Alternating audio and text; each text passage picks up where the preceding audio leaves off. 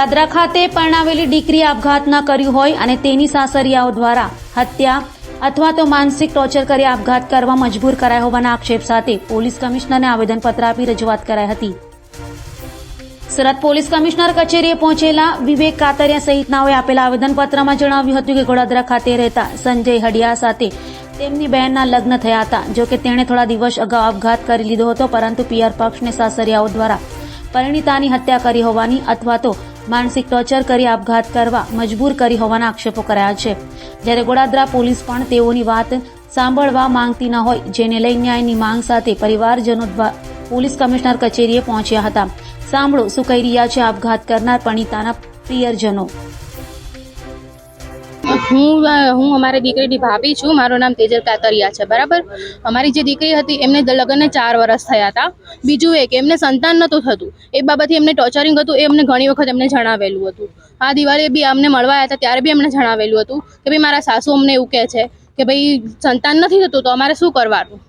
એટલા માટે એમને જો હવે એવું કહે છે કે ભાઈ એમણે આપઘાત કરેલું છે, પણ એ આપઘાતની અમને છે ને શંકા લાગે છે કે એમને આપઘાત નથી કરેલું। એની માટેથી 3-4 વખત અમે અહીંયા આવ્યા છીએ કે ભાઈ અમે FIR લખાવો એમ, પણ એની માટેથી પોલીસ બી અમને સપોર્ટ નથી કરી રહી। એની માટે અમે આશા રાખીએ છીએ સરકાર પાસે કે અમને અમારી દીકરીને ન્યાય જોઈએ છે, બીજું કંઈ જ નહીં। હું બિપિન કાતરિયા, હું છોકરીના અંકલ છું। આ છોકરીના પિતાજી છે, આ છોકરીના ભાઈ છે। અમારી દીકરીએ એ લોકો એમ કીધું કે આપઘાત કરેલો છે। અમે લોકો ત્યાં પહોંચ્યા ત્યારે છોકરીને એને નીચે ઉતારી લીધી હતી અને 108ને ફોન કરેલો, પણ અમે ત્યાં ગયા એટલે અમને આ કેસમાં કાંઈ શંકા લાગે છે કે કાંઈ અજુગતું બનેલું છે। અમે પોલીસમાં FIR લખાવવા 3-4 વખત ગયા, પણ ગોડાદરા પોલીસ સ્ટેશનમાં અમારી FIR લખતા નથી, એટલે આજે અમે અહીંયા કમિશનર સાહેબને અરજી આપવા આવ્યા છીએ। હવે અમને તો કાંઈ ખ્યાલ નથી ત્યાં શું બન્યું હોય એ, પણ છોકરીએ આપઘાત કરેલો એવો ત્યાંથી ફોન આવેલો એટલે અમે ત્યાં ગયા તો એ લોકોએ છોકરીને નીચે ઉતારી અને બેડ પર સુવડાવી દીધી હતી। પછી 108ને બોલાવી, પોલીસને બોલાવી અને પંચનામું કર્યું અને PM કર્યું, પણ PMનો રિપોર્ટ પણ અમને હજી પોલીસવાળાએ સુપ્રત નથી કર્યો અને અમારી FIR પણ નથી લેતા। અમને સરકાર પાસે એક જ આશા છે કે અમને ન્યાય મળે। અમે ગરીબ માણસો છીએ, આ છોકરીના પપ્પા છે અને અમારી એકની એક છોકરી હતી એ તો આજે જતી રહી છે, એટલે અમારે ન્યાય જોઈએ છે। શું શંકા લાગે તમને?